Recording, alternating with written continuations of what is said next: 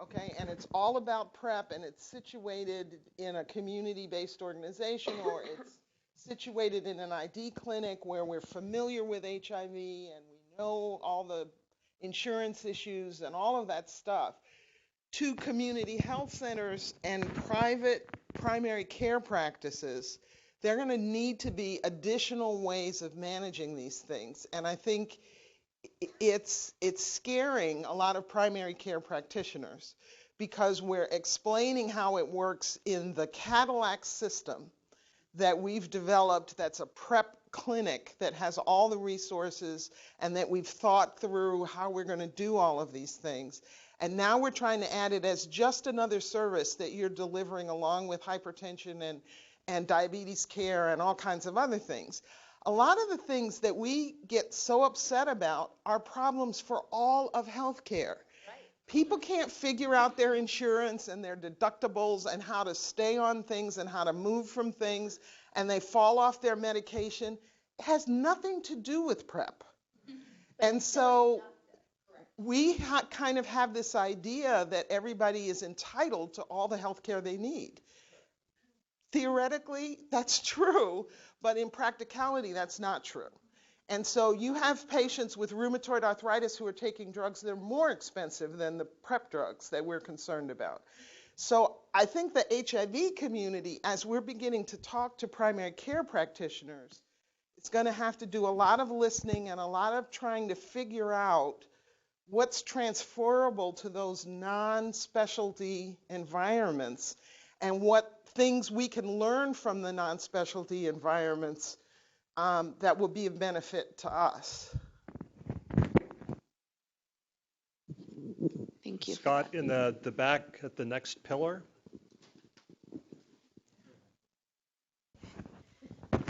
So yes, healthcare is really hard in all those ways.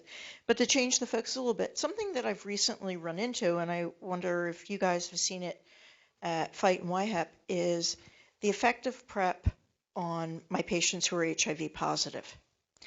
And been doing this a few decades, and we do it in a community of people living with HIV. And I kind of thought back and thought, wow, if in 1985 there had been a pill to prevent HIV, the line outside my door would have circled the block, right? But I had a patient walk in and see a PrEP brochure in my office the other day, and a patient who's positive, and he said to me, I can't tell you how mad PrEP makes me. And so it was like, well, what's that about? Well, now you don't have to worry about it. And I think that's just wrong. It's just an excuse to behave badly. And I've had patients of mine who come out to community talks that I do and who will approach me later and say how they just have this whole rush of mixed emotions about it. And then I've also had other people say to me that it's great because they have HIV and they're single, but if their partner's on PrEP, they feel better about having sex with that partner. So I'm just kind of curious, as anyone else has been getting, who prescribes PrEP, has been getting this kind of information from their positive patients.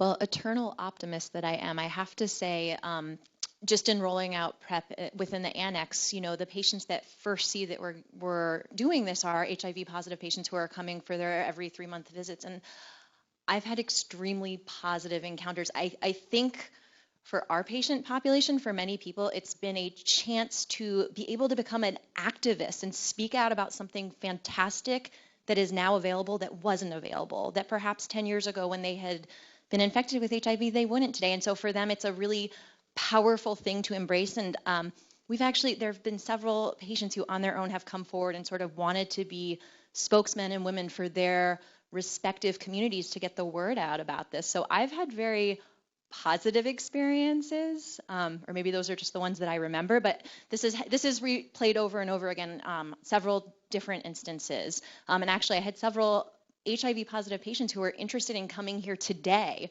and attending this meeting, and I had to tell them, well, it's actually, more geared toward allied healthcare providers, but, I will definitely keep you in the loop as opportunities arise to get you actively involved in getting the word out, because these are patients who they're out there, they're in the community, they're interacting every single day with high-risk individuals, and many of those individuals who we're never going to see in a primary care office or, certainly in an HIV clinic. So to me, it's been a really positive experience, but I'll let Caitlin talk.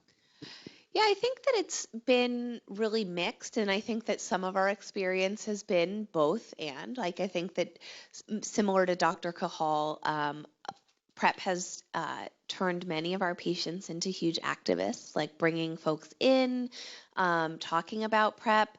I think for some of our younger folks, we have folks that like seroconverted right around the times of IPREX who tried to enroll and were told they weren't risky enough.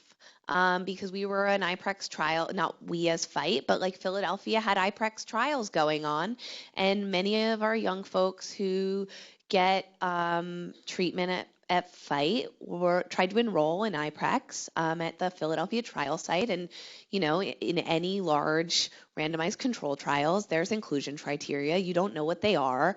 You do the screening, and if you screen in, you screen in, and if you don't know why you didn't. But those folks didn't screen in, and they seroconverted. And so when you're trying to screen into a PrEP trial and you were told that you didn't screen into it and you seroconverted, that's going to, leave you with a lot of anger. Particularly when you tried to access a prevention tool, again, there's a lot to be said for a randomized double-blind placebo-controlled trial, but, I think that there is a lot of reasons to feel like there was something, or there was an idea of something that I may or may not have had access to, or that science may have known existed and yet I didn't know about. Or even today, like many people don't even know PrEP exists today and are still seroconverting. And there's a lot of reasons to be angry about that, because this is about access to health information. Many people know PrEP exists today because of the literal access to information and resources, and many people do not because of lack of access to information, which is actually about systemic oppression, and lack of access to information, which is about, the same reasons the HIV epidemic have been fueled, health disparities, right? And so there are lots of reasons to be angry about those things. And so I think anger about PrEP, which is really about anger of health disparities, is okay. But what it is to say also, I think it's important when we talk about PrEP that we need to also simultaneously be talking about treatment as prevention. We can't hierarchicalize PrEP as this gold standard, right? We can't only be talking about PrEP and treatment, because what we're doing is only talking about negative HIV statuses, right? We need to also be talking about treatment. We need to be talking about treatment as prevention. We know treatment works. And so when we only talk about PrEP, what we still are only doing is talking about HIV negative people, which is the same song and dance that we've been doing forever. And so we also still need to be talking about treatment, and we need to continue to talk about treatment as prevention. We need to talk about treatment as prevention and treatment working, that single tablet regimens work and that they are often easy to take and that they often have minimal side effects, because what that continually does is it destigmatizes HIV. It destigmatizes those things, which are, I think, many of the same things that fuel HIV stigma, that fuel health disparities, that fuel this HIV epidemic, that, are many of the underlying things that continually fuel a lot of the things that are at the root of anger about PrEP, right? And so I think that it's really important to tease out, why are people angry? It's not a blue pill, right? And I think that that's really what we need to kind of be talking about here. All right. Hi, my name is Rafia, and I want to share as a case manager. I'm not sure if we have other case managers or social worker in the room, but I was a case manager at Health Center 12 in Philadelphia when Dr. Kwakwa was rolling the PrEP program. And once Dr. Kwakwa got the okay from the top people, case managers, social workers, and clerk were the next in the list to be educated before the nurses. We were educated, and I think Dr. Kwakwa knew that most of the talk about PrEP was happening before she even get to see the patient. Dr. Kwakwa, not just Dr. Kwakwa, most provider I've been working with, they don't even have the phone number of Walgreens. We do, as a case manager. They don't know that the client was partying just before last night before coming to see them. We do as a case manager. So to me, this is really a teamwork. PrEP at least in part of Philadelphia, in the Philadelphia health centers, is really a teamwork between the physician, the nurse, the social worker, and the case manager. So to me, it's really important for physician, primary care, hospitals, clinic to team with AIDS organization here in Delaware. They are the case managers are the one working with the pharmacy. The case manager are the one getting all the information from the client for you. I can't tell you how many times I went after the patient was in the room with the doctor and asked the physician, did you talk to this client about PrEP? Then the doctor is like, no. I'm like, well, why are you saying that? Because client, before getting to the room, client was talking to us about the behavior, the risk behavior, what they did last night, what they're doing, what they're not doing. Same thing with, are they taking the medication? Client will come and say, oh man, I haven't been taking, but I need to get myself together before I see my doc. You know the client is not taking, but they're not going to tell the doctor that they're not taking the medication. But online, what I'm trying to say is this is really a teamwork. I don't think it's a doctor. I don't think it's a physician.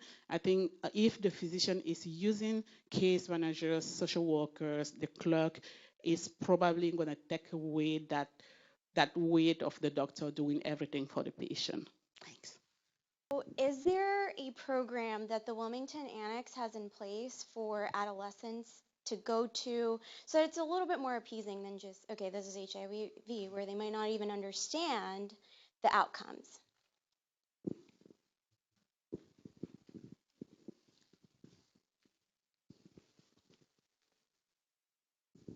This is a really, really good question, especially because we know this is, pretty much the highest risk population that we're seeing. Right now at the Annex, because Truvada is only FDA approved for use in those ages 18 and over, right now, 6 months into the program, we've only seen not even 20 patients. We're currently only doing it for people ages 18 and over, but I have many ideas for the future, and this is a stay tuned moment because I think this is an opportunity for us to potentially learn more, because these are certainly individuals who we absolutely want to reach. The other thing that I would question is, there's AI, there's DuPont, and I wonder if there are any providers there who are actively doing this or who are interested in doing this that we could potentially, collaborate with. I can kind of speak on that. I've been working closely with Chris DiPaolo at AI, Nemours, and infectious disease, and I actually do have one adolescent PrEP patient. But I do have other, HIV-infected patients that she sees as well, but they do under 18 there. So that would be a good resource. Okay, a question that I had. So looking around the room, there are some colleagues who I worked with upwards of 30 years ago, I guess it was, for the faith-based community, and I'm looking at one person in particular, Reverend Rodden. Can you talk to us about what role you see the Episcopal Diocese, the Presbyterian Church, the partners we had in the 80s, Catholic Charities, getting the word out? I'm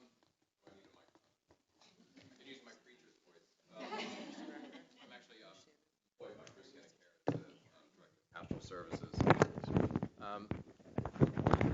Thanks. But I'm also the co-chair of United Way's LGBTQ Health Equity Task Force. The religious community is a mixed bag, as you well know. Some of the mainline Protestant denominations that you mentioned, the Episcopal diocese, the Presbyterian Church USA, are more amenable to talking about this, I think. But I'm not necessarily certain that's where we need to be targeting. We definitely can get information out in various ways. But I think where we really need to get to are those zip codes that are at highest risk, 19801, the zip codes that are right here in Wilmington.